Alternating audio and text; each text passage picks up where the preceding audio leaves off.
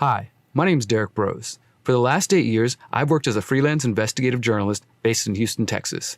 Since 2012, I've covered a wide range of topics, from indigenous resistance at Standing Rock, to corporate and government surveillance, to covering important trials like Chelsea Manning's sentencing and the Silk Road trial.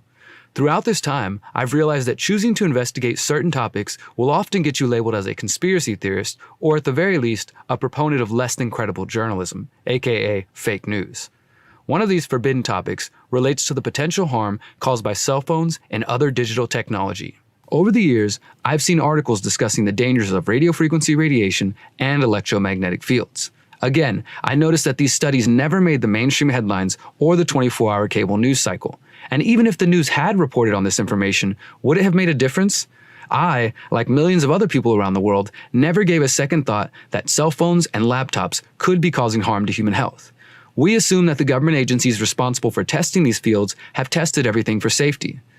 I started to wonder, has this blind faith in authority been a huge mistake? My ignorance on these topics came to an end in September 2018 when I learned that the city of Houston had recently partnered with Microsoft and Verizon to turn Houston into a smart city. This smart city would use emerging 5G technology to power the so-called Internet of Things, which in turn will allow for driverless vehicles, robot assistance, artificial intelligence, sensors in the street to moderate street lights and environmental warning systems, and many other futuristic technologies that we have been promised. And at this time, I had very little understanding of what exactly 5G was, but my preliminary research had shown me that there were an increasing amount of people asking questions about the health and privacy concerns. I also learned that there were lawsuits taking place across Texas and around the world as the opposition to 5G pushed back against the federal government and the wireless industry, seizing power from towns, cities, and states. On October 1st, 2018, Houston Mayor Sylvester Turner held a press conference with officials from Verizon Wireless. The mayor and Verizon CEO Hans Vestberg were on location at a Houston couple's home as they installed 5G equipment and helped the young couple become the world's first 5G customer. At this event, Mayor Turner and Mr. Vestberg were both questioned about the health and privacy concerns which have been raised by scientists, doctors, journalists, activists, and security experts. Both Turner and Vestberg told me that they were not aware of any health or privacy concerns. We're the first city for the installation of 5G anywhere in the world. It's just another bragging right. Okay, New York can't say it, LA can't, Chicago, Philadelphia, Atlanta, DC, but we can say it in the city. Mayor Turner, as far as moving forward with innovation and, like you said, wanting to be the first, has anybody stopped to look at any studies related to potential health effects of increasing the amount of small cells in the city, as well as privacy concerns that the American Civil Liberties Union and others have put out concerns regarding the push towards smart cities? Any thoughts on health and privacy? You know, I haven't seen any recent studies on it. I mean, the reality is that if you want to move things quicker, if you want to innovate, the infrastructure is critically important. Is there any concern about the health effects of the increase in health and small cells? The studies that have been done over years has not shown any effects or health effects on the radio signals, and there's no difference. There are safety rules on all of it that is regulated by the regulator. How much power I was not satisfied with their answers, to say the least. I did more research, and the following week, I attended Houston City Council to share what I had found with the mayor and the council. Hello, members of City Council. How are you doing? Hope everybody's doing well today. Some of you know who I am. For those who are unfamiliar, I'll just introduce myself briefly. My name is Derrick Broze. I'm a journalist here in the city of Houston. I work for KPFT 90.1. I have a radio show Monday afternoons, and I work for the local news as well. I've emailed each of you, including the mayor, the last 3 weeks in a row, including this morning, related to the implementation of 5G technology here in the city. I'm hoping those didn't go to your spam folders and maybe somebody saw them. But if not, please do check your spam folders. I sent one this morning. And last week I was able to talk to the mayor a little bit at the unveiling of the world's first 5G customer here in the city of Houston. And the mayor expressed a desire to move forward, that the city wants to be number one. We want to be number one before New York, before Austin, before all these kinds of things. A lot of pride in moving the city forward with the implementation of 5G and all that it might bring, all the new technologies. However, what I've been sending to you guys in emails is the fact that there are a number of privacy and health concerns related to the rollout of 5G technology. This visit to council was followed by another. Just going to touch base on where we left off I think 2 weeks now, I was talking to you guys about the 5G technology rollout. And another, There are many people asking questions, including scientists, doctors, researchers. and another. I attended the Houston Tower Commission meeting yesterday, where there was an appeal for a 5G tower that is going up in the 3rd Ward, where members of 3rd Ward have put together a petition trying to stop this tower because it's 35 feet away from someone's home. We've also talked with members of Tanglewood who've come here and spoken out about towers near elementary schools. We've talked with folks from Sharpstown to Acres Home, Montrose, all over the city who are concerned about the placement of the towers, some for aesthetic reasons, some for health reasons, others just generally not sure they want them in their neighborhoods. Thank you. Derrick, thank you for showing up today, because this is something that does need to have a light shine upon it. These videos gained more than 900,000 views on YouTube alone, leading activists from around the world to reach out to me and encourage me to keep going.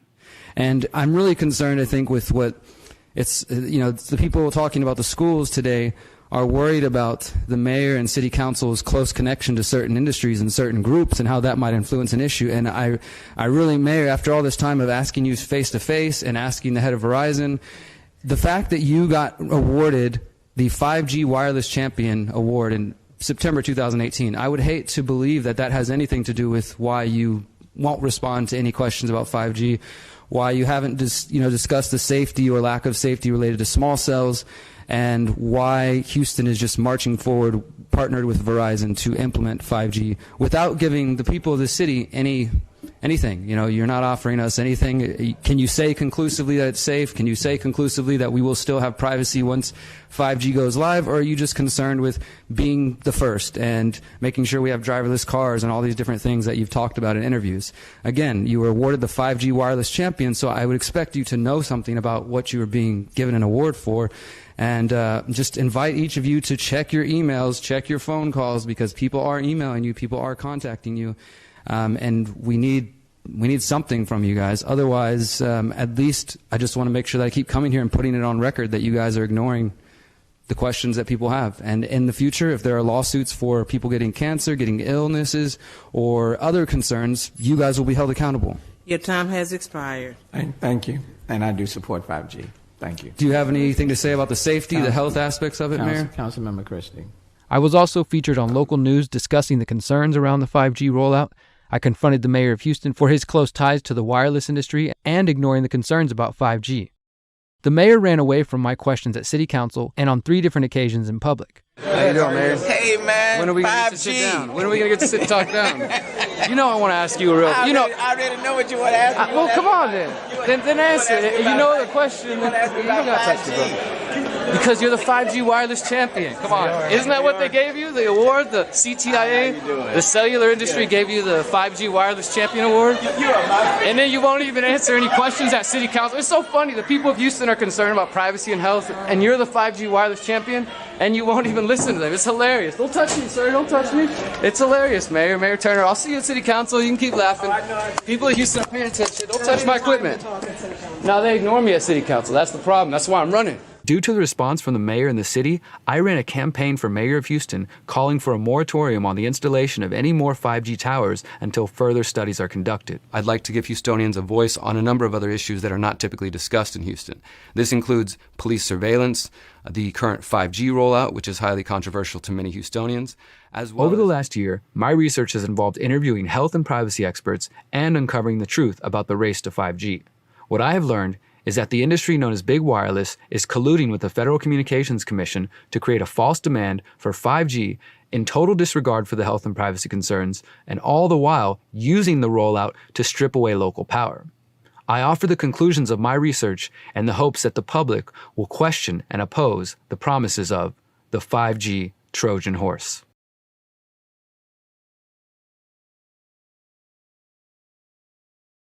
Chapter 1. Understanding the electromagnetic spectrum. To have a discussion on 5G, we first have to talk about electromagnetic frequencies, or EMFs. An EMF is the measure of how many times the peak of a wave passes a particular point per second, and it's measured in hertz. This range of potential frequencies makes up what we call the electromagnetic spectrum. The electromagnetic spectrum is divided into separate bands, and the electromagnetic waves within each frequency band are called by different names, including radio waves, microwaves, infrared, visible light, ultraviolet, X-rays, and gamma rays at the high frequency end. Within those bands, gamma rays, X-rays, and high ultraviolet are classified as ionizing radiation, meaning they have sufficient energy to ionize atoms, causing chemical reactions. Exposure to these rays can be a health hazard, causing radiation sickness, DNA damage, and cancer. Radiation from visible light and lower wavelength are called non-ionizing radiation because they apparently cannot cause these effects. What is 5G? Devices like cell phones, Wi-Fi, and Bluetooth all operate on the microwaves band of the electromagnetic spectrum. Microwaves are also used in mobile phones, and certain wavelengths are absorbed strongly by water molecules and so are used to cook food. These are not the wavelengths, however, that are used in mobile phones. Microwaves are used in Doppler radar, which is widely used for short-term localized weather forecasting and what you see on TV weather news. When it comes to cell phones, a new generation of cellular standards has appeared approximately every 10 years since 1G systems were first introduced in 1979. Each new generation is characterized by new frequency bands, higher data rates, and non-backwards compatible transmission technology. The second generation, or 2G, featured cell phones with texting and pictures. The third generation came about around 2000 with the introduction of phones with some internet, video, and images. The fourth generation came around 2009 with the introduction of smartphones and instant streaming of video, as well as the use of apps. As we move into 2020, the shift to the fifth generation, or 5G, has already begun. In addition to being promoted as the solution to 4K movie downloads, the new technology is expected to herald the beginning of smart cities, where driverless cars, traffic lights, pollution sensors, smartphones, and countless other smart devices interact in what is known as the Internet of Things. The Internet of Things, or IoT, is a fancy way to say that we will be surrounded by hundreds of thousands of interconnected devices and sensors which are gathering mass amounts of data that will be used to show you advertising, monitor your habits, and other uses that we can't even predict yet. The switch from 4G to 5G is a change unlike those of previous generations. One notable difference is that 5G technology uses much higher frequencies ranging from 10 to 300 gigahertz. 5G is using millimeter waves, which are easily blocked and do not travel far. The 5G rollout means the installation of hundreds of thousands of new cell sites, towers, and additions to existing infrastructure. Cities like Houston, Atlanta, Boston, Chicago, Denver, San Diego, New York, and Washington, D.C. have already begun to deploy 5G for residential and commercial uses.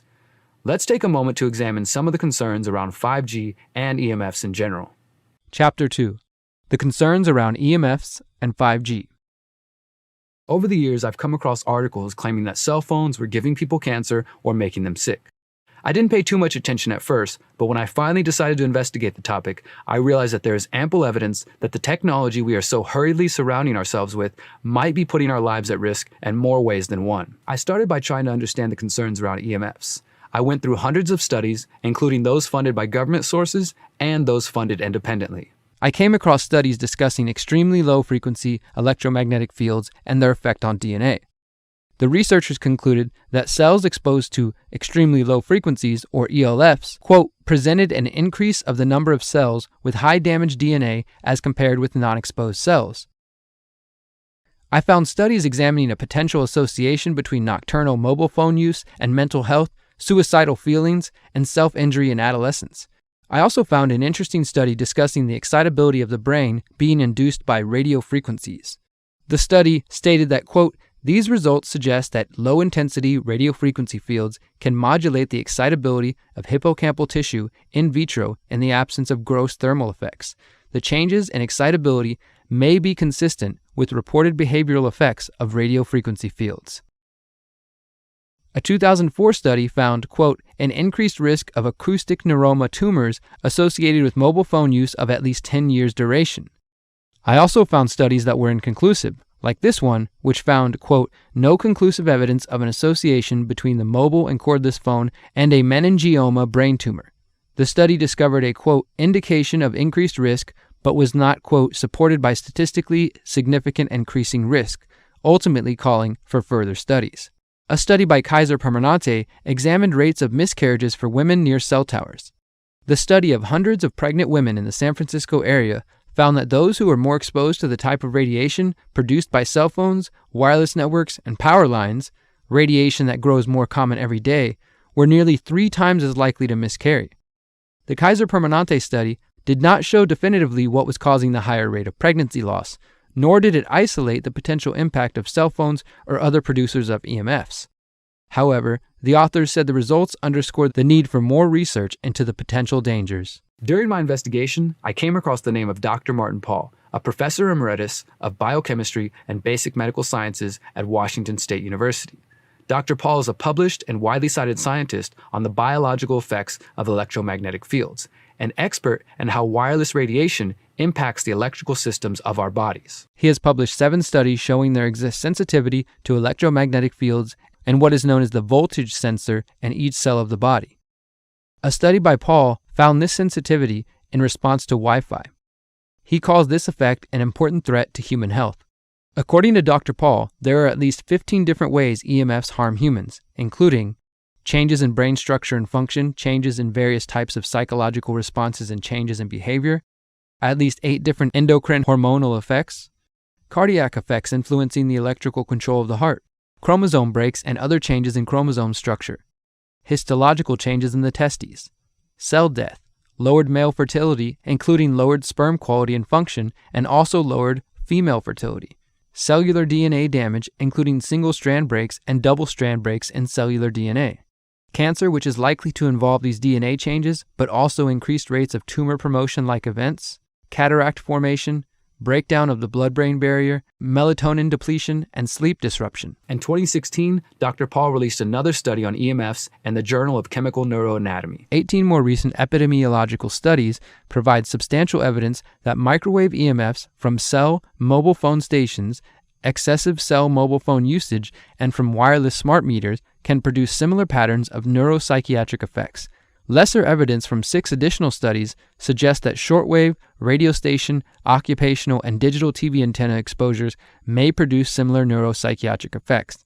Among the more commonly reported changes are sleep disturbance, insomnia, headache, depression, depressive symptoms, fatigue, tiredness, concentration, attention dysfunction, memory changes, dizziness, irritability, loss of appetite, restlessness and anxiety, nausea, skin burning or tingling, and EEG changes. He concluded that, quote, extensive epidemiological studies performed over the past 50 years all collectively show that various non-thermal microwave EMF exposures produce diverse neuropsychiatric effects. Dr. Pall also notes that the effects of EMFs were documented 49 years ago in the U.S. Office of Naval Medical Research report published in 1971. Despite the breadth of his work, Dr. Martin Pall has largely been pushed to the fringes of society. To be fair, there are scientists who accuse him of bias and cherry-picking evidence to make his claims. In 2018, I asked Dr. Martin Pall why his work has been either ignored or pushed out of the mainstream conversation. We quit funding the studies of this sort back between 1986 and 1999. We've done almost nothing since then. So basically, the U.S. government's been pushing these technologies at the same time doing absolutely nothing, or almost absolutely nothing, to protect us. The debate around the safety of cell phones and other devices that emit EMFs grew a little more heated in early November 2018 when the National Toxicology Program released data concluding that there is clear evidence that radio frequency radiation can cause brain and heart tumors in male lab rats. The $30 million study took more than 10 years to complete as researchers examined the effects of prolonged exposure to high levels of radio frequency radiation, specifically the type of radiation emitted via 2G and 3G cellular networks. The researchers write, quote, there was also some evidence of tumors in the brain and adrenal gland of exposed male rats. For female rats and male-female mice, the evidence was equivocal as to whether cancers observed were associated with exposures to radio frequency radiation. The NTP cautions that the results should not be applied to humans, and the FDA and other government agencies have also said that they do not support the conclusions and they do not apply to 5G. The exposures used in the studies cannot be compared directly to the exposure that humans experience when using a cell phone. In our studies, rats and mice received radio frequency radiation across their whole bodies. The NTP stated, quote, The lowest exposure level used in the studies was equal to the maximum local tissue exposure currently allowed for cell phone users. A major development from California's Department of Public Health. High use of cell phones may be linked to certain types of cancer and other health effects, including brain cancer and tumors, lower sperm counts, headaches, and effects on learning, memory, hearing, behavior, and sleep. The final report notes that it represents the consensus of the NTP and a panel of external scientific experts. I think the most important study is a study by the National Toxicology Program in a classic large carcinogenicity test, one of the largest ever performed, and for that matter, one of the most expensive. They found increased risk of the tumors, which we believe radiofrequency radiation is causing in man. Particular tumors called schwannomas. In the rats, they were in the heart. In humans, they're often in the nerve, the ear nerve, the vestibular nerve. In a health advisory, the NTP recommends those concerned about the potential health risks from RFR should, quote, use speaker mode or a headset to place more distance between your head and the cell phone, or reduce the amount of time spent using your cell phone. The NTP seems to suggest that the only way to avoid the health concerns is to avoid using a cell phone. Ronald Melnick, a researcher and scientist who designed the exposure systems used in the study, disagrees with the FDA and the FCC. Dr. Shurin neglects to note that the International Agency for Research on Cancer, as part of the World Health Organization, classified radiofrequency radiation from wireless devices as a possible human carcinogen, based largely on findings of increased risks of gliomas and Schwann cell tumors in the brain, near the ear, in humans after long-term use of cell phones. The IARC designation of cell phones as a possible carcinogen has been highly controversial since it was first issued in 2011. In an opinion piece published by The Hill, Melnick stated that, quote, simply claiming that conclusions about human risk cannot be drawn from animal studies runs counter to standard practices of evaluating human cancer risks by public health agencies, including the US EPA, NTP, IARC, and even the FDA. Every chemical known to cause cancer in humans is also carcinogenic in animals when adequately tested. In an interview with Josh Del Sol of Take Back Your Power, Dr. Melnick elaborated on the problems he sees with the U.S. regulatory agencies. Approximately $30 million was invested to see if cell phones cause cancer at levels at or below the allowable levels, right, in rats. And the answer is that there was a significant increase in schwannomas of the heart and gliomas in the brain, and then they just dropped it. So, I mean, I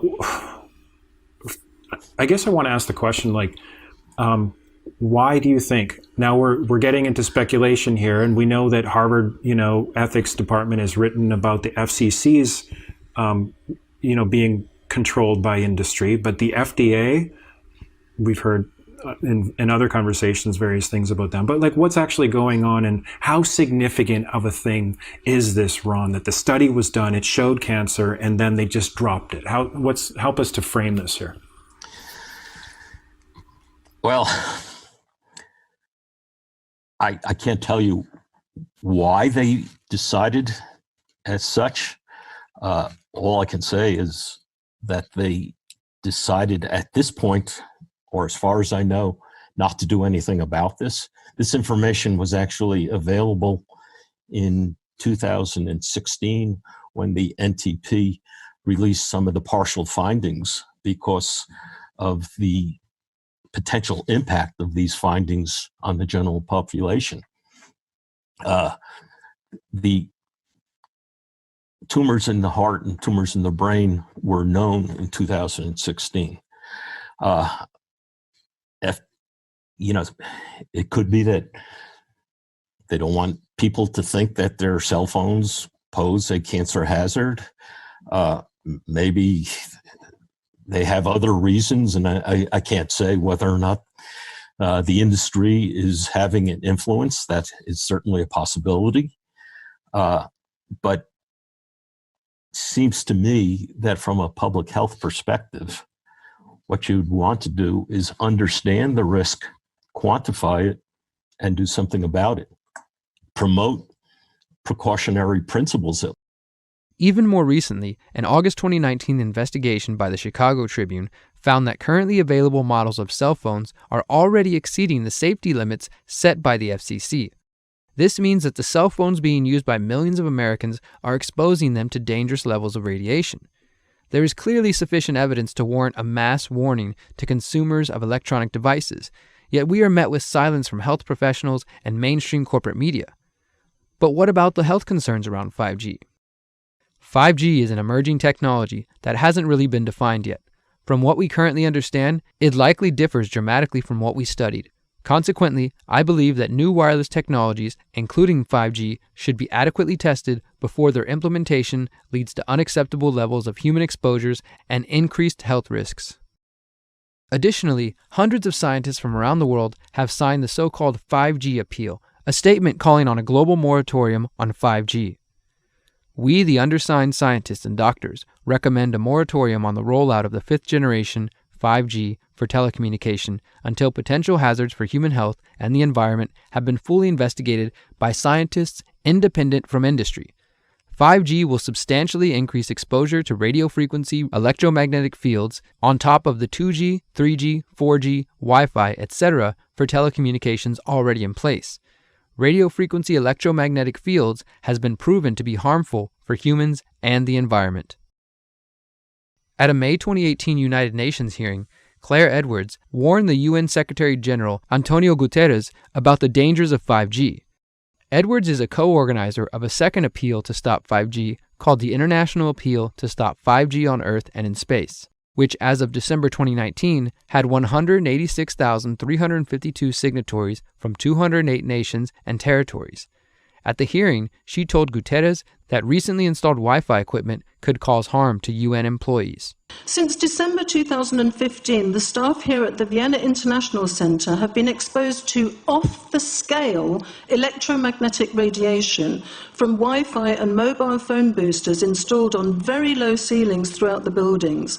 Current public exposure levels are at least 1 quintillion, that's 18 zeros, 1 quintillion times above natural background radiation, according to Professor Olle Johansson of the Karolinska Institute in Sweden.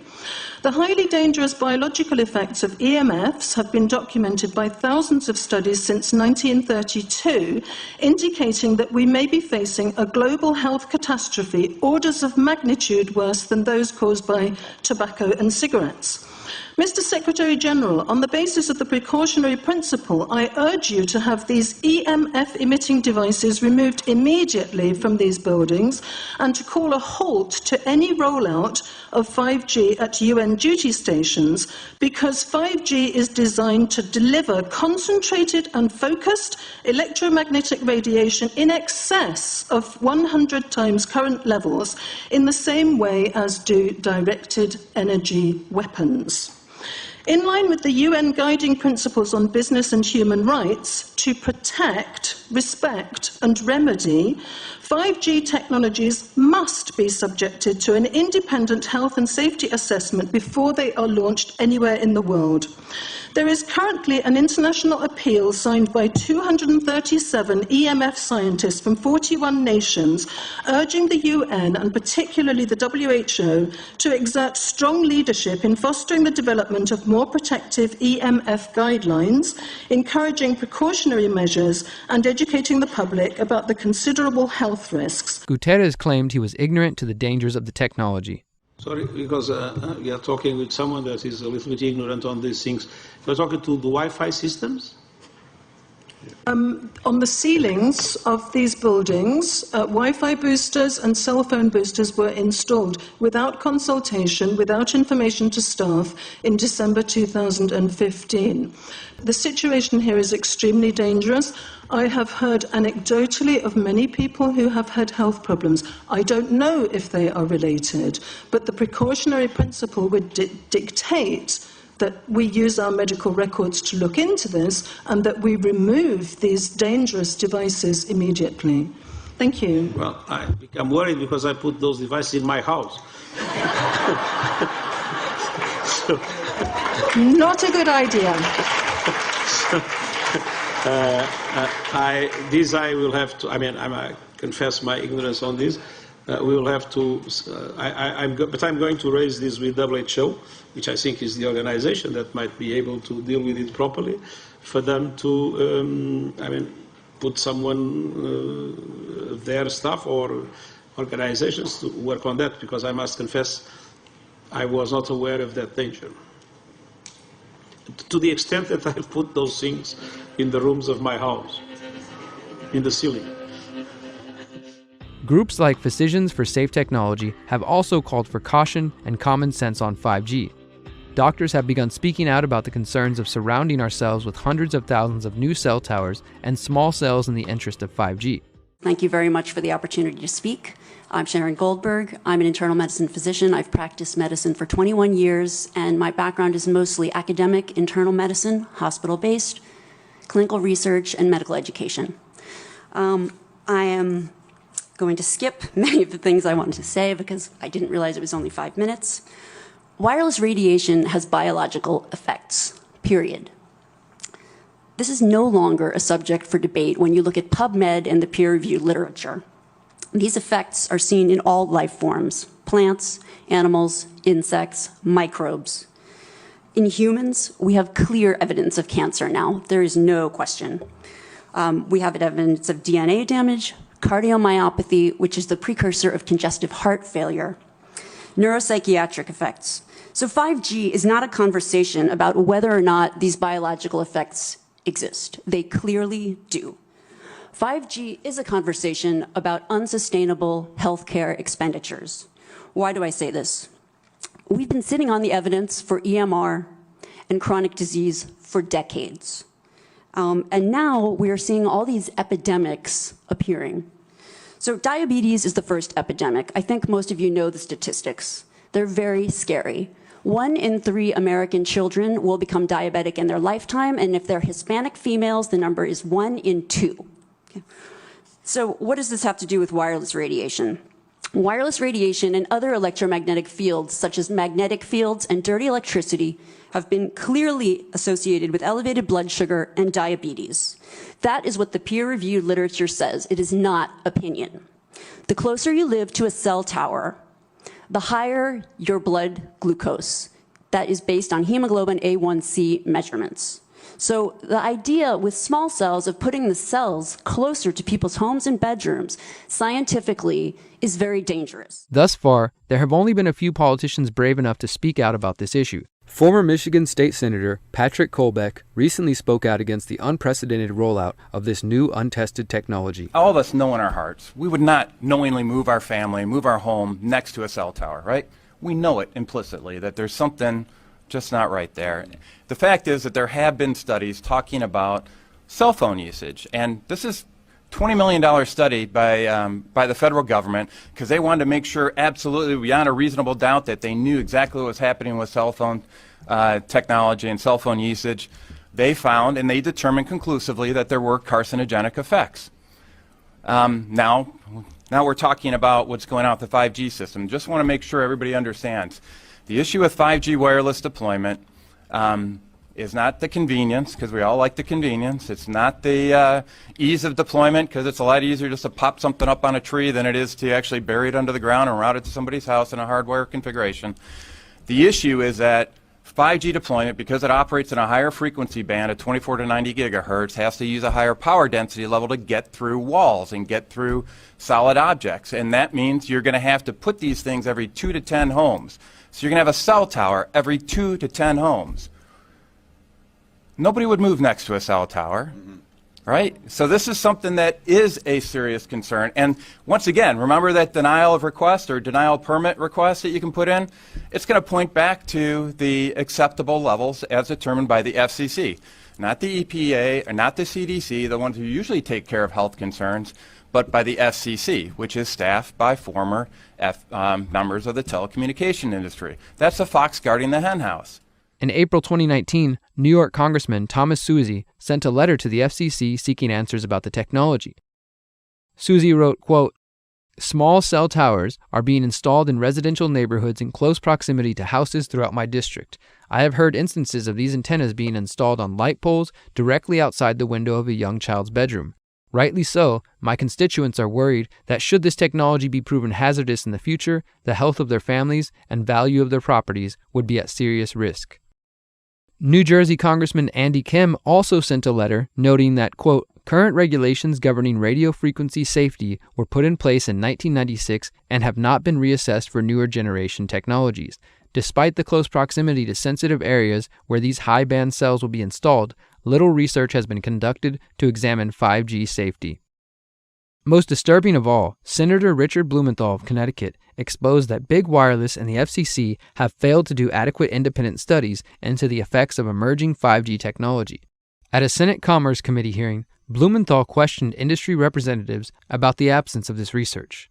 In December of 2018, I sent a letter to FCC Commissioner Carr asking him to cite for me recent scientific studies demonstrating the safety of this technology. What research has been done, where has it been published and compiled. He has essentially failed to do so and just echoed the general statements of the FDA, which shares regulatory responsibility for cell phones with the FCC. If you go to the FDA website, pretty unsatisfactory. There basically is a cursory and superficial citation to existing scientific data saying, quote, the FDA has urged the cell phone industry to take a number of steps, including support additional research on possible biological effects of radio frequency fields for the type of signal emitted by cell phones. I believe that Americans deserve to know what the health effects are. My question for you, particularly Mr. Gillen and Mr. Perry, how much money has the industry committed to supporting additional independent research? I stress independent research. Is that independent research ongoing? Has any been completed? Where can consumers look for it? And we're talking about research on the biological effects of this new technology. Thank you, Senator. I think, thank you for your focus on the issue. Safety is paramount, and as you alluded to, we rely on the expert agencies, we rely on the findings of the FDA and others as to the requirements to keep all of us safe. There are no industry-backed studies, to my knowledge right now. Happy to visit with you as to what opportunities you think there needs to be more studies, and we're always for more science. We also rely on what the scientists tell us. At the end of the exchange, Blumenthal concluded, So there really is no research ongoing. We're kind of flying blind here, so far as health and safety is concerned. Thank you, Mr. Chairman. As more health professionals, politicians, and scientists speak out against the dangers of 5G and EMFs, the cellular industry and some in the mainstream media have begun pushing back. In March 2019, William Broad of the New York Times wrote a piece promoting the idea that those who are concerned about the health effects of 5G are simply falling prey to Russian propaganda designed to make America lose the race to 5G. His article, Your 5G Phone Won't Hurt You, but Russia Wants You to Think Otherwise, sought to place the blame for concern around 5G on the shoulders of America's favorite boogeymen, the Russians. Interestingly, Broad failed to mention that in April 2019, the Times announced a partnership with Verizon to showcase a 5G journalism lab. This seems to be a new trend for corporate media, as the Washington Post announced a similar deal with AT&T in November 2019. Questions regarding potential conflicts of interest have not been addressed. By relegating concerns about 5G to a Russian ploy, he misses altogether the fact that the purportedly independent international authorities on which he relies that declare 5G to be safe are an exclusive club of industry-loyal scientists. China, Russia, Poland, Italy, and several other European countries allow up to hundreds of times less wireless radiation into the environment from microwave antennas than does the U.S. Davis went even further, comparing the treatment of those who raise awareness about the public impact of radio frequency microwave radiation to that of those scientists in the 1950s and 60s who attempted to ring alarm bells about the dangers of tobacco. Scientists who showed the harmful effects of tobacco found themselves struggling for serious attention and financial support. She continued, "For health impacts from wireless radiation, a similar pattern is emerging. Each time a U.S. government agency produced positive findings, research on health impacts was defunded. The Office of Naval Research, the National Institute of Occupational Safety and Health, the Department of Health, Education and Welfare, and the Environmental Protection Agency all once had vibrant research programs documenting dangers of wireless radiation. All found their programs scrapped, reflecting pressure from those who sought to suppress their work." Ironically, one of the sources for an extensive amount of research on the health effects of EMFs comes from Russia and Ukraine. In epidemiological studies of the population of Ukraine, a connection was established between leukemia in children and cancer in adults and exposure to EMFs at industrial frequencies. Specific injuries under radio wave exposure are development of cataracts, instability in leukocyte makeup of peripheral blood, and vegetovascular disorder. Additionally, on March 3, 2011, the members of the Russian National Committee on Non-Ionizing Radiation Protection approved a resolution on the effects of non-ionizing radiation emitted by cell phones. According to U.S. government agencies, cell phones and EMFs are non-ionizing, meaning they do not have the power to alter atoms in the human body. Because of this, and the assumption that heating alone cannot cause health problems, the public is told that non-ionizing means safe. The resolution by the committee says otherwise. The committee states that, quote, "Urgent measures must be taken because of the inability of children to recognize the harm from the mobile phone use and that a mobile phone itself can be considered as an uncontrolled source of harmful exposure." The committee called for requiring health information regarding exposure to EMFs on the phone itself, as well as setting limits for children and teens using cell phones and laptops. As of 2019, no U.S. regulatory body has adopted similar measures. Regarding this debate around ionizing and non-ionizing radiation, I asked Dr. Martin Paul why some researchers claim that non-ionizing radiation is safe and others claim that it causes harm. When you're thinking about radiation, you're talking about the individual photons that make it up. And the fact is that the individual photons that make up non-ionizing radiation, particularly in the microwave and lower frequency ranges, don't have enough energy to influence the chemistry of our bodies. That's true. They don't. But we're not talking about the individual photons. It's the fields as a whole. And those fields as a whole put forces on a structure called the voltage sensor that controls these voltage-gated calcium channels. And that structure is extraordinarily sensitive to these fields. And that's why you get activation of the voltage-gated calcium channels and why you get excessive calcium in the cell. So we know why the system works. We know why it's so extraordinarily sensitive. And the industry's been claiming that these fields are not strong enough to do anything. But the reason the industry's wrong is because this structure is extraordinarily sensitive to the forces of the EMF. So this comes straight out of the physics, and this is where the physics background that I have has been very valuable, in addition to understanding the biology. Despite the attacks from mainstream news and promises from big wireless, there are a great deal of reasons to be concerned about health issues related to cell phones, laptops, smart devices, and 5G. Now, to be fair, there are of course scientists and researchers who say that the claims of health problems associated with EMFs are exaggerated and unfounded. The proponents of EMFs claim that the opposition is cherry-picking evidence to make their case. However, even if one takes only a cursory look at what we have just shown to you, it should be easy enough to see that rolling out a new, untested technology is not smart science. At the very least, we must encourage public officials to exercise the precautionary principle and do further testing before rolling out 5G. Smart city or surveillance city? Cancer and other health issues are not the only concerns being raised by the critics of 5G and the Internet of Things. There are also a growing number of professionals, government agencies, civil rights attorneys, and activists who are raising important questions about the digital future. In April 2018, the American Civil Liberties Union released a guide detailing important questions that should be asked by city officials seeking to join the smart city evolution. When we talk about smart city technology or the Internet of Things in the government context, that what we're really talking about is, electronics that are maybe small and cheap that can be placed around the city and that essentially can be designed to collect information, whether it's visual information or audio information or information about, say, whether a parking space is occupied. But before any smart city technology is acquired or deployed, it's really important that a city working with its community determine whether that technology is actually smart for the city to do.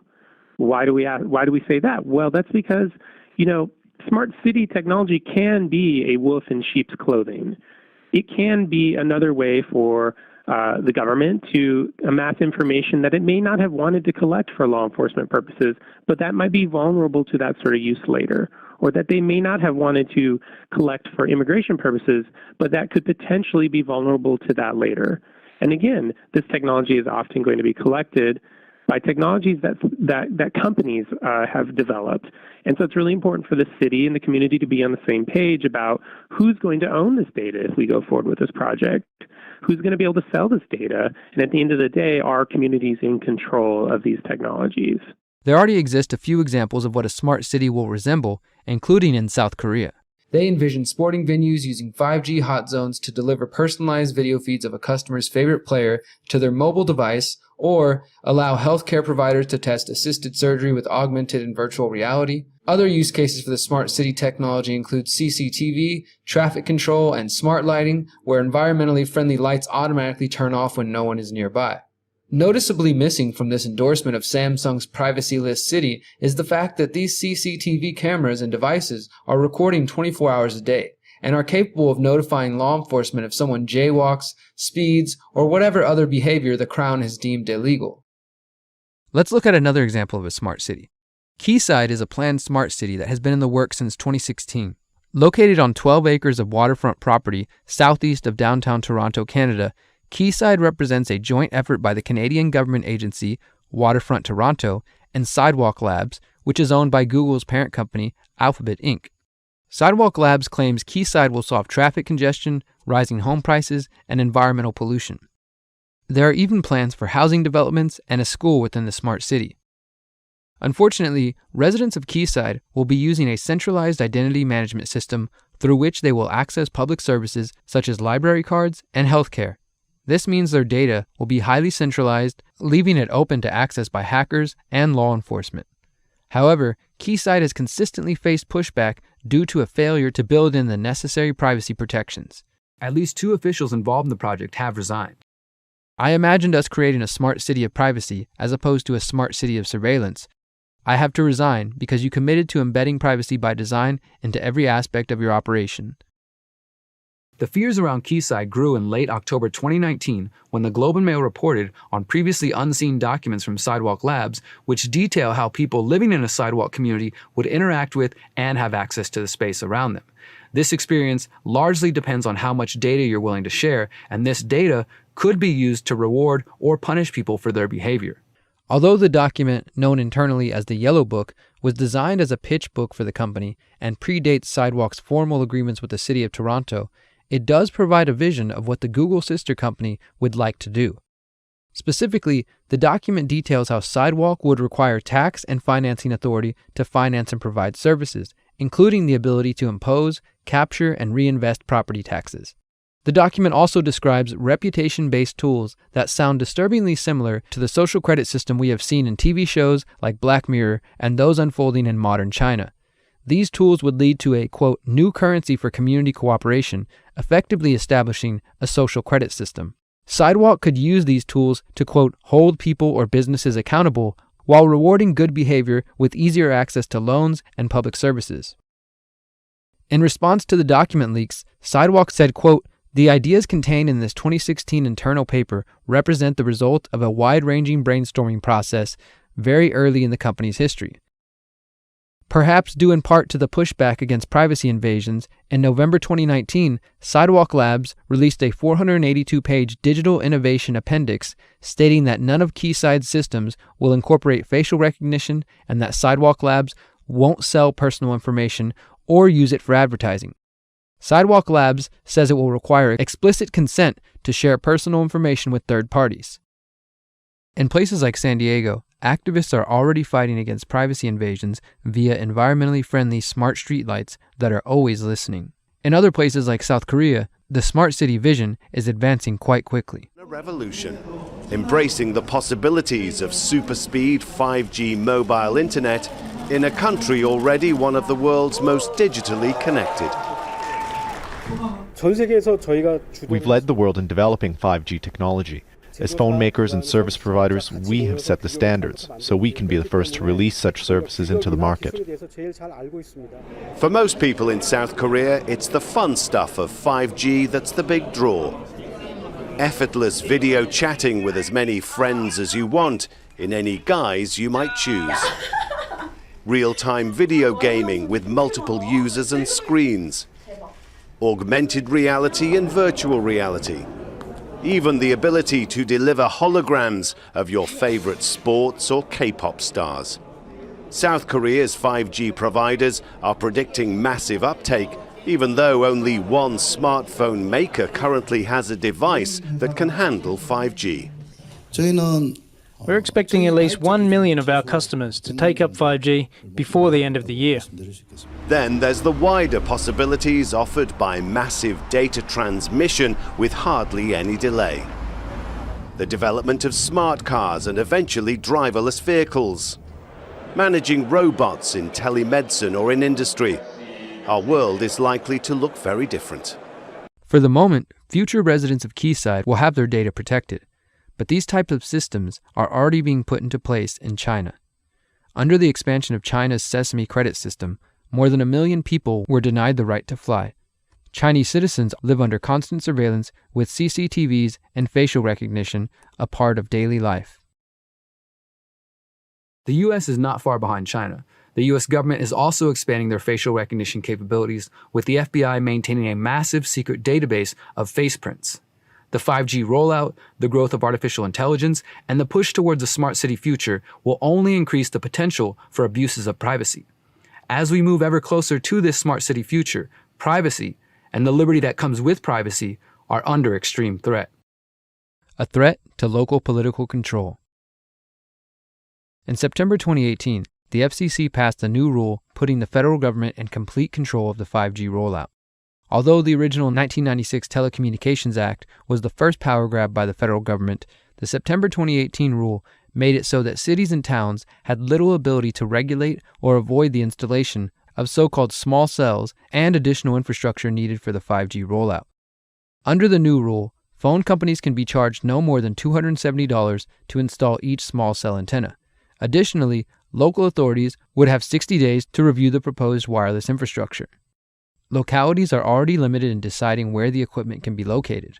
The new rule also continued the tradition of forbidding localities from opposing the equipment on health grounds. The only acceptable claim is based on aesthetics. Basically, if you think the tower looks ugly, they'll turn it into a palm tree for you.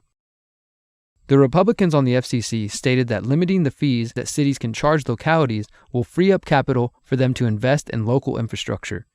Democrat Jessica Rosenworcel was the lone dissenter, calling the rule, quote, extraordinary federal overreach. I do not believe the law permits Washington to run roughshod over state and local authority like this, and I worry the litigation that follows will only slow our 5G future. Rosenworcel was correct about litigation to follow. In the weeks after the October 2018 rule, 24 cities and counties filed lawsuits against the Federal Communications Commission. The matter was only made worse when in April 2019, President Trump issued an executive order about 5G. Local and state bodies must now approve new 5G infrastructure within 90 days. The Trump administration also initiated a cap on the fees local governments can charge telecom companies wanting to install 5G technology. The FCC has also taken action to streamline the permitting process for 5G infrastructure with state and local governments. That's a big deal. It takes too long to get permits. We're going to free that situation up, and we're going to put limits, and the local areas are going to listen to us very, very strongly. They have a big incentive to do that. They must now approve new physical infrastructure within 90 days instead of many years. It can sometimes take 3, 4, and 5 years. We're going to put a limit of 90 days.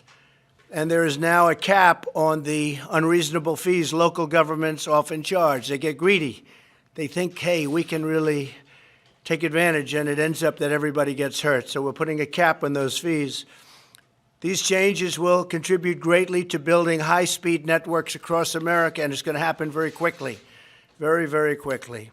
The pushback against the usurpation of local power by the federal government and the big wireless lobby can be seen clearly in the town of Danville, California. Back in March 2019, the Danville Town Council voted 4-1 to block a permit for a 5G small cell installation by Verizon. During the meeting, Danville Mayor Robert Storer stated that the vote was an effort to stand up to the federal government and telecommunications companies like Verizon. The Danville Town Council's decision to deny the land use permit for the small cell opened the town up to possible lawsuits from Verizon. We've lost local control, and this says, you know what, we're sick of this, and we're not going to just sit here and just be bowled over. We say no, we play the cards out. You know, we've been in lawsuits before. We're actually pretty good at it sometimes. I don't want to say it's been shoved down our throats, but it has been. We've lost complete local control, or we're losing so much of it. This, if nothing else, just puts us in a position that says, you know what, we're a little tired of this. If you're going to come to the town of Danville, don't make this room full of people that are angry, you know, because our job is to protect the town of Danville. And, you know, we may be spending some money here, and I'm okay with that. I'm actually okay with it, because it'll set in place how we feel in the town of Danville and what we think is right. Danville City Attorney Robert Ewing reiterated that cities cannot fight the small cells or 5G rollout based on health concerns, stating that, quote, while potential health concerns are a huge concern, if that was the basis on which you are making a decision, I would be fairly confident to tell you that you would lose, because that's about as clear as the law can get. Similar resolutions are passing in towns across the world, either outright banning 5G or requiring more testing before implementation. Between the FCC rules and the presidential executive order, the U.S. federal government is working with the big wireless lobby to force 5G down the throats of cities and states around the country. Together, in an incestuous corporate-state relationship, they are slowly taking away choice and consent from local bodies. Most worrisome is the thought that the 5G rollout and the subsequent theft of local power might be setting a precedent for a future where cities and towns have no say in what happens in their own communities, and instead are forced to go along with the agenda of the federal government and their corporate buddies. A danger to the environment. The rolling out of 5G might negatively impact our ability to forecast the weather and accurately predict storms. In the spring of 2019, NASA and the National Oceanic and Atmospheric Administration, or NOAA, said 5G antennas using similar frequencies used by satellites to gather critical water vapor data could compromise forecasts and science. The FCC and big telecom companies are seeking to expand cellular service into frequency bands such as the one at 24 GHz, which falls near the frequency used for forecasting at about 23.8 GHz. The FCC, which licenses the wireless spectrum for 5G in the U.S., says the fears are exaggerated. In March 2019, Secretary of Commerce Wilbur Ross, who oversees NOAA, and NASA Administrator Jim Bridenstine, sent a letter asking the FCC to postpone the auction of the 5G frequency bands. Instead, the FCC went ahead with the auction, selling frequency to both T-Mobile and AT&T. In May 2019, Neil Jacob, acting administrator of NOAA, testified to Congress that an internal study had found 5G-related interference could cost NOAA 77% of the water vapor data it collects at 23.8 GHz and could degrade weather forecasts by up to 30%, essentially sending us back to 1980 levels. 5G uses the frequency of 24 gigahertz. Gigahertz is a unit of measurement along this larger electromagnetic spectrum. You know all about this. You're familiar with this. AM radio waves, FM radio waves. There's cell phones and Wi-Fi. You get into the higher wavelengths, you get into things like TV remotes, visible light, medical x-rays, so on and so forth. So you're probably saying at this point, but what does that have to do with the weather, right? We've got these satellites up in orbit around the Earth, and those satellites pick up on different frequencies. Satellites, though, see atmospheric water vapor at 23.8 gigahertz. So if you've got that 5G signal emitting out a signal at 24 gigahertz. Then our water vapor is at 23.8 gigahertz. That's really close to each other on that larger spectrum. So if the satellites are looking down to Earth, they're going to get confused. Is it the 5G signal? Is it water vapor? Ultimately, we're not going to be able to determine that. And that data that's used for forecast models is taken right from those satellites. If we can't use that data, those forecasts are going to get worse. Due to their concerns, NASA and NOAA were seeking a sizable buffer zone between the frequency bands used for weather and those used for 5G. This buffer is measured in units of decibel watts. Unfortunately, in late November 2019, at a meeting of the International Telecommunication Union, international regulators agreed to a buffer of 33 decibel watts until September 1st, 2027, and a 39 decibel watt limit after that. The goal was to allow 5G companies to start building networks now and to add more protection for weather forecasting once the companies have established their networks. The U.S. has been slow to get into the game, but the president said the FCC would work to make it easier for companies to do so. That includes freeing up high-frequency airwaves or spectrum to carry 5G. And the FCC plans to spend $20 billion over 10 years on expanding 5G broadband for rural communities. Erica Leix, a meteorologist and head of World Meteorological Organization, called the idea of having 8 years of lax regulation of grave concern to weather forecasters. Once again, regulators chose policies that benefit big wireless and failed to protect the planet and the people. The 5G expansion not only poses a threat to human health, privacy, and weather forecasting, but an increasing amount of research indicates that surrounding ourselves with an unprecedented amount of digital devices is creating a new form of pollution known as a digital or electrosmog. In the report, Bees, Birds, and Mankind, German researchers discussed the effects of this electric smog. Quote, "The consequences of this development have also been predicted by the critics for many decades and can now no longer be ignored. Bees and other insects disappear, birds avoid certain areas, and are disoriented in other locations." In September 2008, Dr. Ulrich Warnke, one of the authors of that report, also presented his findings to the Radiation Research Trust at the Royal Society in London. He stated that, quote, "An unprecedented dense mesh of artificial magnetic, electrical, and electromagnetic fields are disrupting nature on a massive scale, causing birds and bees to lose their bearings, fail to reproduce, and die." A review of studies from around the world shows that concerns around the electrosmog are rising. One study reviewed the impact of radio frequency radiation from wireless telecommunications on wildlife. The researchers note that phone towers located in the living areas of some species are continuously irradiating wildlife, causing a reduction of their natural defenses, deterioration of their health, and problems in reproduction. The researchers conclude that, quote, "Microwave and radio frequency pollution constitutes a potential cause for the decline of animal populations and deteriorations of health of plants living near phone masts.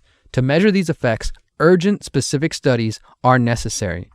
Studies are also beginning to look at the impacts of radio frequency radiation on trees. A 2016 study attempted to verify whether there is a connection between unusual tree damage and radio frequency exposure. The researchers conducted a long-term field monitoring study in 2 German cities. They observed and took photos of unusual or unexplainable tree damage, along with measurements of electromagnetic radiation. A statistical analysis showed that electromagnetic radiation from cell phone towers is harmful for trees.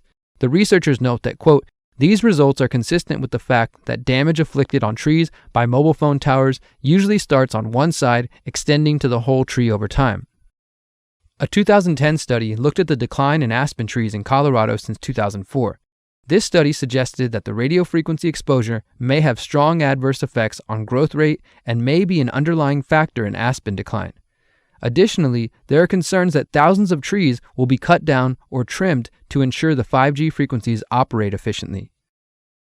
Another area of growing concern relates to the fear that the massive increase in exposure to radio frequency radiation could be one of the causes for bee colony collapse disorder, which has wreaked havoc on the global honeybee population.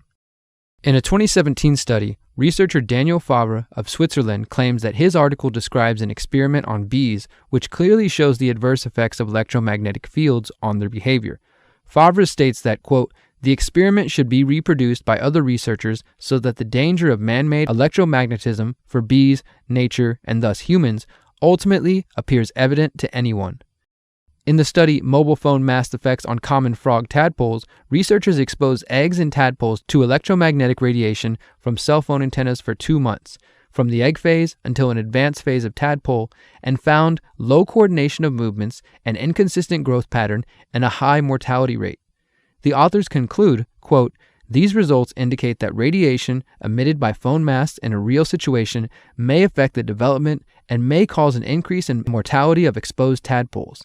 This research may have huge implications for the natural world, which is now exposed to high microwave radiation levels from a multitude of phone masts." Ajit Pai is the chair of the FCC, and he joins me now. Welcome to the NewsHour. Thank you for having me on. So I want to ask you about what one of your Democratic colleagues on the FCC had to say about our efforts to get into 5G. She said, so far we've done more harm than good. She cites the president's tariffs on 5G equipment, says the White House has been alienating security allies. We need to expand that network. How do those things hamper your ability to build and grow the network? I respectfully disagree. If you look at some of the independent observers, they believe that the United States is in the lead when it comes to 5G. For example, Cisco recently put out a report suggesting that North America, led of course by the United States, would have twice as many 5G connections as Asia by 2022. That same month, ABI Research said flatly that the United States is in the lead in 5G. Last week, CTIA pointed out that the United States will have 92 deployments of 5G in the United States by the end of 2019, which is almost twice as many as any country in the world. And just on Tuesday, a report came out that was reported in Bloomberg, pointing out that 5G-related job listings in the United States have increased 12% just over the last 3 weeks. So these are objective indicia of the fact that we are in the lead in 5G, but we want to maintain that lead, and that's part of the reason why I was at the White House today to announce 2 new initiatives. Well, deployment is one thing, but But to those willing to do the homework, it becomes clear. There is ample evidence of negative impacts as a result of radio frequency radiation associated with cell phones, Wi-Fi, and likely 5G. In fact, in 2018, the European Commission's Scientific Committee on Health, Environmental, and Emerging Risks released a statement on emerging health and environmental issues, which clearly outlined the need for more independent research.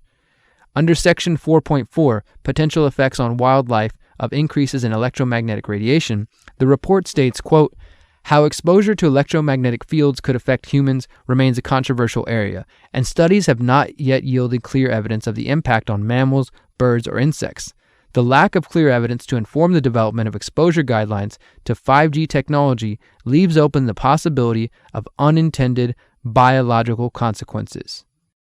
These unintended consequences have the potential to affect human life as well as insects, birds, plants, and trees." Chapter 3: The Big Wireless 5G Takeover. As I continued my research and began presenting it to City Council and fellow Houstonians, I noticed there was often a reluctance to believe what I was claiming. Several times, I was asked something along the lines of, "How could something so dangerous be allowed on the market? Doesn't the government regulate this technology?" Once again, the trust of the authorities made people feel like they were safe from harm. Unfortunately, the research shows otherwise. But how could this happen? How can the U.S. government allow potentially hazardous products to be sold and used by millions of people? To understand this, we need to go back to 1996. That year, the Telecommunications Act was passed as an effort to update the law around communications technology as the internet was beginning to come into mass public use. The act was also seen as a way to limit the growing AT&T monopoly. Unfortunately, it was the beginning of further consolidation of telecommunications companies and a huge step towards eroding local power. The 1996 Act prohibits local jurisdictions from considering perceived health effects when taking an action on a proposed facility, such as towers or small cells. Instead, cities and towns could only regulate cell sites based on the aesthetics and location of the devices. Quote, "No state or local government or instrumentality thereof may regulate the placement, construction, and modification of personal wireless service facilities on the basis of the environmental effects of radio frequency emissions to the extent that such facilities comply with the Commission's regulations concerning such emissions. As long as the facilities comply with the standards set by the FCC, they cannot be subjected to environmental or health regulations." But what happens if those federal standards set by the FCC in 1996 are not adequate? As we will get into shortly, there are studies which show health effects even at the levels allowed by the 1996 Telecommunications Act, not to mention the fact that the standards are over 2 decades old and based on outdated technology. Not only was the Telecom Act designed to protect the profits of the big wireless companies, but somewhere along the way, the FCC and the telecoms developed an incestuous relationship that has overtaken the voices and concerns of the American people. In 2015, the Harvard Edmund J. Safra Center for Ethics published an exposé by investigative journalist Norm Alster on the financial ties between the US FCC and how, as a result, the wireless industry has bought unfettered access to and power over a major U.S. regulatory agency. The report details how the FCC, an independent government agency created in 1934 to regulate interstate communications by radio, TV, wire, satellite, and cable, has become a captured agency with big wireless leaders filling the government seats in a revolving door fashion. Regarding the passing of the 1996 Telecom Act, Alster writes that, quote, late lobbying won the wireless industry enormous concessions from lawmakers, many of them major recipients of industry hard and soft dollar contributions. Congressional staffers who helped lobbyists write the new law did not go unrewarded. 13 of 15 staffers later became lobbyists themselves. Alster states that direct lobbying by industry is just one of many worms in a rotting apple. The report says the FCC is involved in a network of powerful moneyed interests with limitless access and a variety of ways to shape policy. Alster believes the worst part is that the wireless industry has been allowed to grow unchecked and virtually unregulated, with fundamental questions on public health routinely ignored. Unfortunately, the situation goes beyond corrupt government agencies and into actually defaming those who speak out against potential harms caused by wireless technology. During the 1990s, biochemist Jerry Phillips was hired by cell phone giant Motorola to study the effects of the radio frequency radiation emitted by cell phones. Phillips and his colleagues looked at the effects of different radio frequency signals on rats and on cells in a dish. Phillips says the relationship between him and his employer was initially cordial, but soured once he submitted research data to Motorola which found harmful effects to the DNA structure as a result of exposure to radio frequency radiation. The negative results were not to Motorola's liking, and they began putting pressure on him. These folks were very, very upset and began to talk about how are they going to handle this. What sort of spin can we put on this? What can we expect from this? And from that point on, the relationship changed. What we saw was that Motorola began to exert more and more control over the work, telling us what to do, telling us how to write abstracts, what to say in the abstracts, what to say in the papers. I said, how to do the work. No, don't do this. Yes, do it this way.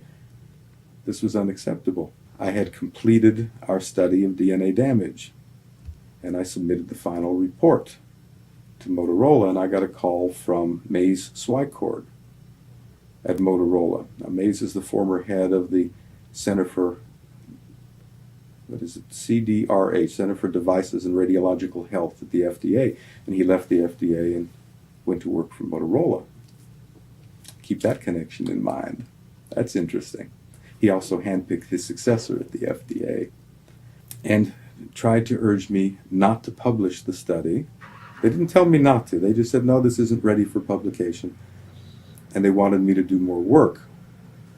I stopped taking calls from them, and I went ahead and published the study.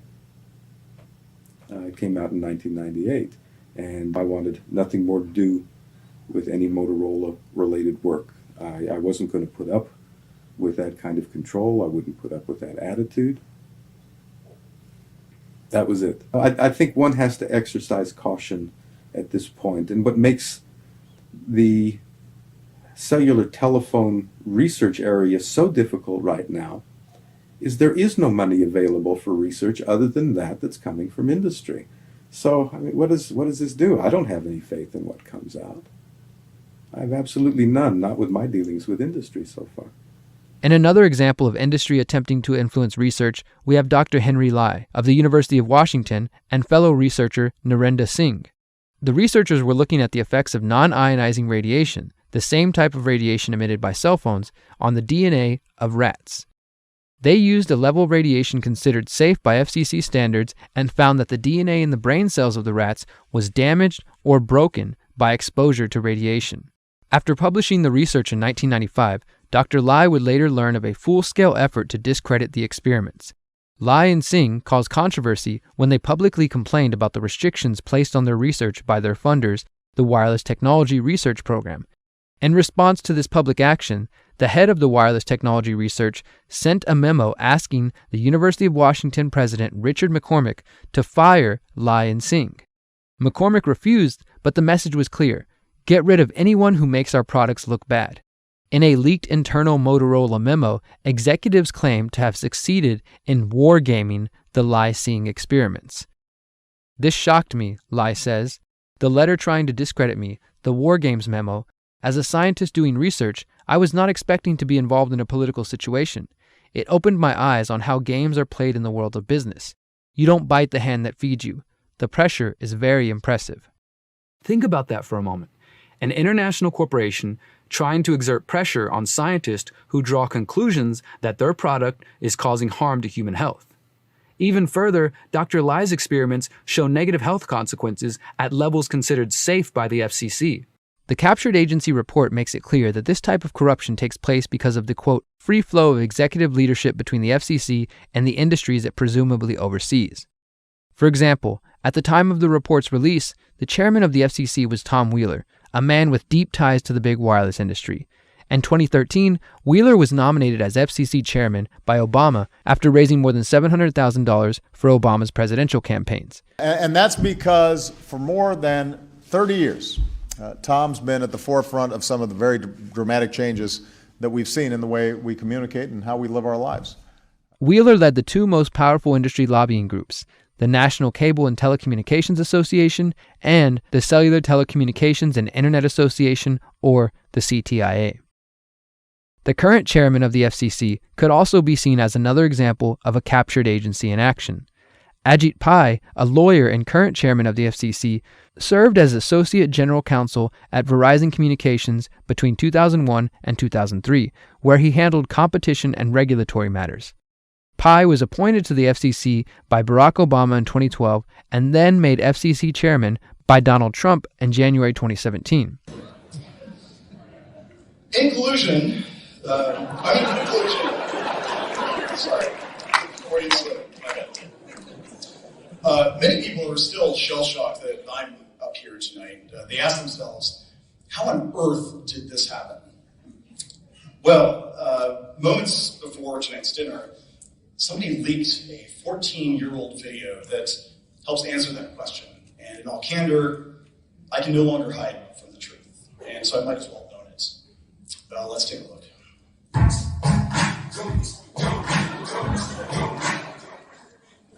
Yeah, and the cover charge is $20 as long as we get it by 2 a.m. It should be oh, Join. Hey, G! What's going on? Not much. Went to a 3 Doors Down concert at the UCI Center last night. It was fun. Oh, yeah, you know YMCA for more than 3 years. Oh, right. What's up? So I have to talk to you guys. Okay. As you know, the FCC is captured by industry, but we think it's not captured enough. So we go up with a plan. So what do you have in mind? We want to brainwash and groom a Verizon puppet to install a feature. That sounds awesome. I know, right? There's only 2 problems. First, this is going to take 14 years to implement. We need to find something smart, young, ambitious, but dorky enough to throw the scent on. Whoa! There's another issue. We need to find a Republican who will be able to win the presidency in 2016 and appoint you to FCC chairman. I think our best bet is an outsider, but I have no idea who that could be. If only somebody could give us a sign.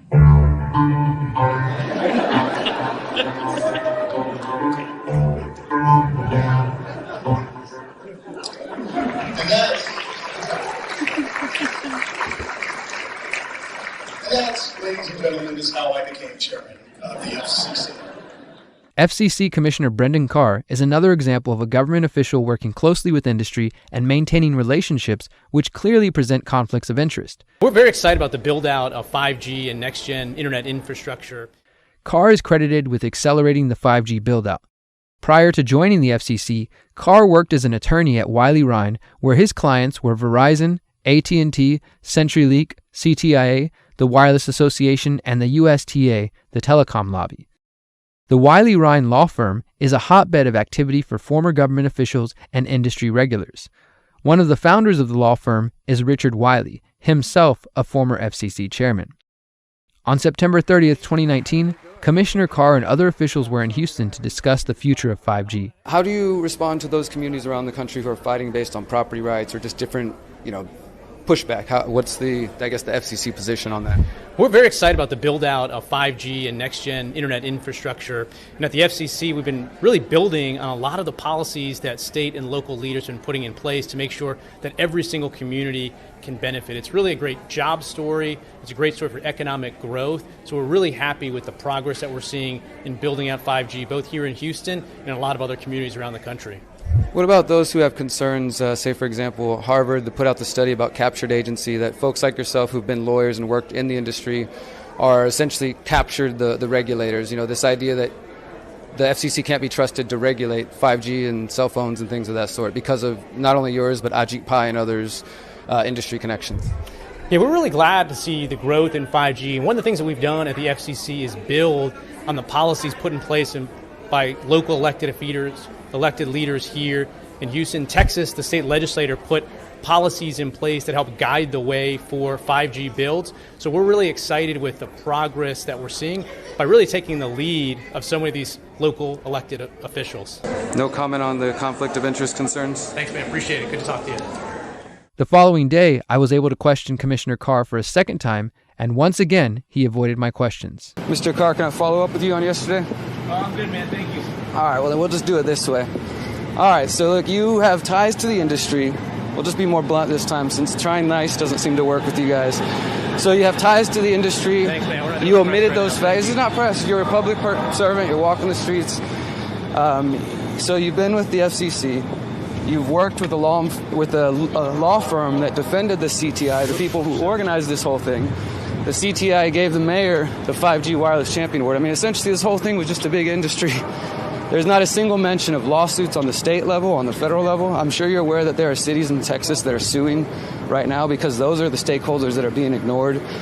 They're not, the surveillance concerns are being ignored. You guys talked about all these sensors, all these great things, but not a single person mentioned that there are privacy concerns, there are health concerns that I know you're aware. The FCC recently announced that they're even going to reevaluate cell phones because the Chicago Tribune study showed that iPhones are putting off 200 times the radiation that you guys allow and say is safe. I mean, realistically, you can't even comment on that. Thanks, man. It's really good to see you again. Thanks for showing up at the event. Appreciate it. Of course I'm here, but I mean, I'm just saying people see you respond like this and it doesn't even seem like human. You can't even acknowledge or say a simple statement. But I guess that's what we should expect from the federal government. Much of this revolving door relationship between industry and government can be traced to the CTIA, the Cellular, Telecommunications, and Internet Association. Established in 1984, the CTIA claims to represent the U.S. wireless communications industry from carriers and equipment manufacturers. The CTIA, quote, advocates for legislative and regulatory policies at federal, state, and local levels that foster the continued innovation, investment, and increasing economic impact of America's wireless industry. CTIA is active on a wide range of issues, including spectrum policy, wireless infrastructure, and the Internet of Things, among others. They also host events on topics ranging from cybersecurity to 5G. The CTIA's board of directors includes the presidents, CEOs, and other senior officials of Verizon, Sprint, T-Mobile, Nokia, Ericsson, Intel, General Motors, TracFone, Easy Texting, and others. The CTIA's current president and CEO is Meredith Atwell Baker. Baker has spent the last 2 decades bouncing between lobbying for big wireless and working for the government. From 1998 to 2000, Baker worked as Director of Congressional Affairs at the CTIA. Afterwards, she worked for the U.S. government as an FCC commissioner between July 2009 to June 2011. She then went back to the CTIA, where she is now president and CEO in charge of promoting the so-called race to 5G. So what exactly is the race to 5G? If you've paid attention to any media or visited a cell phone store recently, you've likely heard of the buzz about 5G, and more specifically, the race to 5G. Geopolitically speaking, the race to 5G describes the ongoing rift between the US and China, a kind of digital Cold War where the two superpowers race to implement the next generation of cellular technology because of its potential for massive profit and massive data collection. The American media and President Trump have stated that Chinese company Huawei could use their 5G infrastructure to spy on Americans. Trump has called on federal officials and American companies to abandon Huawei equipment. This fear of Chinese spying using 5G equipment completely ignores the reality that the U.S. government has the same exact opportunity to pressure American companies to spy on the private data of Americans. The race to 5G could also be described as a clever marketing concept designed to sell consumers an upgrade they did not know they wanted or needed. Not to mention an upgrade that has sparked lawsuits and has many health and privacy concerns. As part of the ongoing race to 5G, telecom companies are promoting 5G as the solution for faster downloads and high-definition movie streaming. It's not immediately clear if the public is demanding faster downloads, but the telecoms, global governments, and the tech industry are pushing the shift towards 5G.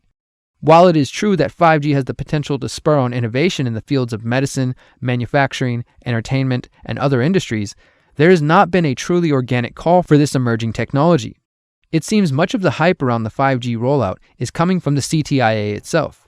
Yes, the Cellular, Telecommunications, and Internet Association, the organization created to lobby explicitly for the wireless industry. The CTIA is big wireless.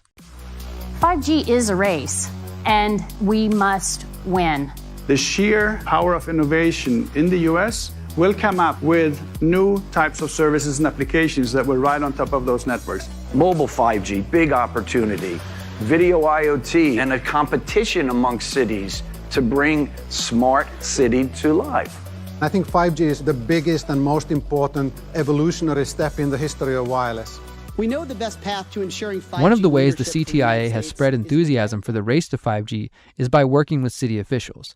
The CTIA has been honoring city mayors who have worked to erode local authority regarding the 5G rollout. Thank you, Derrick. Thank you very much. The 5G Wireless Champion Awards honor the state and local officials who, quote, bring next-generation 5G networks into communities and remove barriers to the deployment of next-generation wireless infrastructure. In 2018, the CTIA gave out 3 5G Wireless Champion Awards to mayors across the United States, including Houston's Mayor Sylvester Turner. I think you're always assessing, the pros and the cons, but I haven't seen anything that would cause us to slow down. As I mentioned earlier, it was the mayor's response to my questions about 5G which encouraged me to look deeper. I found out that in July 2018, Mayor Turner stood side by side with Verizon Wireless officials to announce plans to roll out 5G technology in Houston. The mayor said 5G will turn Houston into a smart city with better control of traffic flow, money-saving smart streetlights, and driverless cars. By September 2018, Turner was awarded the 5G Wireless Champion Award by the CTIA. The CTIA stated, quote, under Mayor Turner's leadership, Houston has streamlined the permitting process by not requiring a license or attachment agreement for new poles or small cells, and completes review ahead of deadlines. Despite my efforts at emailing the mayor and city council about the concerns and visiting city council many times, I continued to be met with silence. When I decided to run for mayor, making 5G a central part of my campaign, I finally had the opportunity to call out the mayor to his face and in front of the people of Houston. I think I'm probably the person who knows about smart grids and 5G on the stage. Go ahead and use your favorite search engine, search Derrick Broze 5G. You'll find years worth of videos that go on city councils in front of this council member and this mayor about the privacy concerns, about the health concerns, about the loss of local power concerns. The mayor can sit here and say that they're giving a voice, but the fact of the matter is that last summer, the mayor was given the 5G Wireless Champion Award by the telecom lobby specifically for removing regulations and restrictions. Go look at the press release and rolling this forward. I've been there, going to city council over and over. The mayor's literally ran away from me 3 times asking me questions about this. He can sit up here on stage and act like he cares about your privacy. I've actually interviewed attorneys with the American Civil Liberties Union who said that 5G and the smart grid could, quote, be a wolf in sheep's clothing that allows government surveillance, police surveillance, local surveillance. There's also hundreds of doctors questioning the health concerns. There's loss of local power concerns. Look my name up, look up 5G. You'll see who's been fighting and bringing these concerns to the table, because none of these people have them, and they're just going to be BSing about it. Sylvester Turner and mayors like him are a problem, but they are a symptom of a bigger battle. The CTIA uses the 5G Wireless Champion Awards and other local programs to convince mayors and local officials to support the 5G agenda. This allows the agenda adopted by the federal government and big wireless to be filtered down to the state and local level. Now to another first for the city of Houston. We first told you about this last week. Our city is going to be among the first in the country to experience 5G wireless technology. Verizon announcing that it is going to begin rolling out a residential network before the end of the year and then a mobile version next year. It's going to change how some people use their phones, but the impact stretches well beyond handheld devices to transportation, healthcare, and entertainment. Despite a number of lawsuits from cities and states, objections from scientists and health professionals, concerns from citizens, politicians, and journalists, the CTIA, the FCC, and Donald Trump continue to push the 5G agenda forward. As I discovered in my research, there are health and privacy concerns around cell phones, Bluetooth, Wi-Fi, laptops, and other digital devices. The research shows we should limit our exposure to these devices and find ways to protect our privacy. We should also recognize that the major difference between the 5G smart grid and the current technology is that once 5G rolls out, you will not be able to avoid it. You can choose not to use a cell phone or not install Wi-Fi in your home, but once the 5G network is complete, you will be surrounded by hundreds of thousands of sensors, small cells, and other infrastructure. Once I understood the implications of this, I realized I had to know what I can do to protect myself, my family, and my friends. Chapter 4. Solutions. The reality is that we are already living in the electro-digital smog. The public has excitedly purchased the latest upgrades to their digital technology of choice, from smartphones to laptops, doorbell cameras, public Wi-Fi networks, home assistants, smart houses, and the early stages of 5G. We are inundated with digital technology which emit various levels of radio frequency radiation. Bit by bit, device by device, we are being exposed to an increasing level of radiation, and this cumulative effect has the potential to cause a great amount of harm to the public. Collectively, each of these devices form a digital panopticon, where private companies, law enforcement, governments, and hackers can literally trace your movements from the moment you wake up and interact with your phone throughout your entire day as you move through public spaces and visit your work, family, and friends. If the public doesn't wake up to these dangers and quickly organize a massive global effort to push back against 5G, the smart city future seems inevitable. So what would this pushback look like, and what can we do as individuals? First, the opposition would need to involve ending the relationship between big wireless execs and government officials, as well as an honest discussion about the established dangers posed by our digital world. Organizing political opposition should take place at all levels, but I highly encourage everyone to start getting involved in their local communities and asking about the dangers presented in this documentary. You can join a local group that might be talking about 5G, privacy, health, or the environment, and let them know about these concerns. If there isn't a group already, you can start one. Pass out flyers at community festivals, farmers markets, concerts, and political events. You can host educational events at community centers and show this documentary. If your neighborhood has a homeowners association or similar group, you can attempt to fight against the installation of new small cells in your neighborhood. Some activists and concerned homeowners have even filed lawsuits in an attempt to stop the 5G rollout. When it comes to solutions for protecting yourself in the meantime, remember that the National Toxicology Program's 10-year study recommends those concerned about the potential health risks from radiofrequency radiation should, quote, use speaker mode or headset or reduce the amount of time spent using your cell phone. Simply put, limiting your use of and exposure to these devices is the best solution available. I would recommend turning your phone on airplane mode when not using it, or simply turning it off when not in use. I know, it's a scary thought, but we will survive. I would also stop using Bluetooth headphones and stop using Bluetooth while driving in your vehicle. There are also companies producing devices which are supposed to be able to block or absorb the EMFs emitted by our devices. Do your research and see what works for you. Probably one of the most important steps to take is to stop falling asleep with your phone or next to your laptop. I also started unplugging my Wi-Fi at night to protect myself from unnecessary exposure while I'm sleeping. The exposure to these devices and the radiofrequency radiation they emit has the potential to disturb your sleep and create stress. This can cause an overall decline in the body's ability to heal and repair at night. When it comes to your home or office, I recommend rewiring as much as possible using Ethernet cables for your desktop or laptop. This will allow you to remove Wi-Fi if you choose and drastically decrease your exposure. There are even options available to use Ethernet connections on your cell phone. There are also similar concerns regarding the smart meters which have been rolled out around the US. Do some research and find out if you can opt out of a smart meter in favor of an analog meter. Remember what I said about the difference between 5G and previous technologies? Once it's rolled out, you will not be able to avoid it while in public. No matter what you do in your house or with your own phone, if 5G is everywhere, there will be no way to opt out. I have seen researchers working on devices that could protect you in public by either repelling or absorbing the EMFs, and others have suggested clothing that can defend you, but for the moment, none of these seem adequate to protect you from the coming 5G smart grid. So after spending the last year diving deep into this topic, interviewing experts, and networking with other researchers, I have no doubt that 5G is being promoted under false pretenses. We won the race in 4G, and that's why all the innovation happens here in the United States. We've got 30 trials here in the United States, but China's got 100 trials going on this year. Japan and Korea are really racing to get it done for their Olympic commitments. Just like the Greeks bearing false gifts to the people of Troy, government officials and the big wireless industry are promising the people that 5G is a gift too good to pass up. As we have shown, there are numerous valid reasons to oppose the 5G rollout. Whether it's concerns about health, privacy, local power, or the environment, the government and the wireless industry need to answer our questions.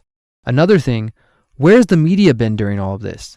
If I could dig up this information and gather these sources with my limited skills and time, why didn't the corporate media identify and report on the concerns about 5G? Thanks again for having me. Why did the New York Times and other compliant media outlets insinuate that opponents of 5G are simply victims of Russian disinformation? Instead of listening to the researchers speaking up and the people pushing back, the media stood silent. So all this begs the question, would consumers be so quick to embrace cell phones, Wi-Fi, and 5G if the wireless industry and their partners in government hadn't silenced critics and corrupted the science? If the public knew this information, would that change their minds? Does it change yours? The cold hard truth is that we have willingly accepted this technology. Yes, we have been lied to by the people we thought we could trust, but at the end of the day, the power is in our hands. We get to decide whether we surround ourselves with devices that threaten our privacy and our health. We must take responsibility for our own actions and remember to be skeptical of promises of convenience and utopia. As the saying goes, if it sounds too good to be true, it probably is. Thank you for watching.